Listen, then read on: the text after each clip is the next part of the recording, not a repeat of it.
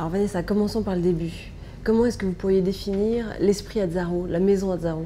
C'est une maison qui est connue pour le soir, un soir assez spectaculaire, assez festif.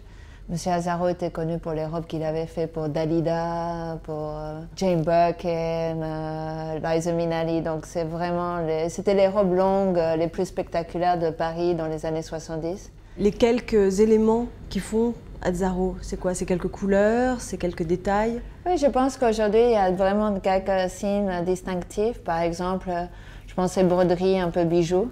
Il y a des drapés magnifiques, des boutons strass. Voilà, les couleurs, c'est toujours des couleurs un peu comme des couleurs de maquillage qui sont saillantes, des décolletés qui sont exactement comme il faut pour montrer ce qu'il faut.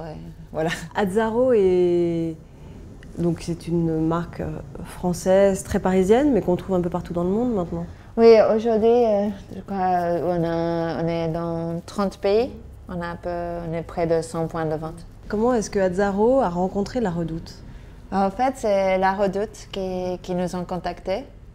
Et voilà, j'étais très flattée. Je trouvais que c'était génial parce que c'est vrai que aujourd'hui, nos prix sont très chers et je trouvais que c'est une occasion géniale pour pouvoir être accessible à plus de femmes. Et au contraire, c'est très bien.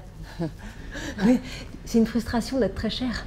Oui, parce que c'est vrai que je trouve que... Enfin, moi je serais contente de savoir qu'il y a plus de femmes qui peuvent mettre mes créations. C'est vrai, c'est flatteur, enfin. Voilà. Vous connaissiez La Redoute? Oui, bien sûr. La Redoute, c'est une institution. Je connais depuis que j'habite à Paris. Voilà, c'est bien sûr. Et ça représente quoi pour vous? Moi, j'adore les catalogues, quoi qu'il arrive, et je trouve que c'est génial parce qu'on trouve tout, en fait. Et c'est incroyable parce qu'aujourd'hui, je trouve qu'en plus, avec l'Internet et tout ça, finalement, ça devient plus actuel que jamais. C'était les premiers, finalement, à faire ça. Mais aujourd'hui, ça devient aussi quelque chose que je pense que même ceux qui étaient réticents avant peuvent accepter, puisqu'avec l'Internet, on commande plus facilement. C'est la première fois que vous faites ce genre de collaboration. C'est comme vous imaginiez? Ça me fait plaisir parce que je vois que vraiment ils aiment, qu'ils respectent mon travail, mon univers. Donc du coup, c'est un vrai plaisir. Est-ce qu'il a fallu faire beaucoup de sacrifices? Non, non. Une des choses les plus importantes dans mes dessins, c'est aussi les patronages. Je trouve que voilà, une de mes forces, c'est que je suis modéliste hors pair. Donc, ce qui était génial, c'est que j'ai pu travailler sur les patronages un peu classiques et c'est juste que voilà, on a trouvé des matières qui sont vraiment tout aussi chic, mais voilà, en les adaptant. Oui, donc c'est vraiment du Azzaro. C'est du Azzaro, vraiment. Et ça, c'était important. Quelle est votre définition de la mode? Moi, je suis plus style que mode, dans le sens que, évidemment, j'adore la mode, je suis fascinée par ça, mais c'est vrai que dans le côté mode, il y a aussi un côté éphémère. Et c'est vrai que moi, je suis assez partisan pour des choses qui sont intemporelles. C'est vrai que j'essaie à travers mes dessins que ce soit des vêtements qu'on peut garder longtemps dans sa garde-robe.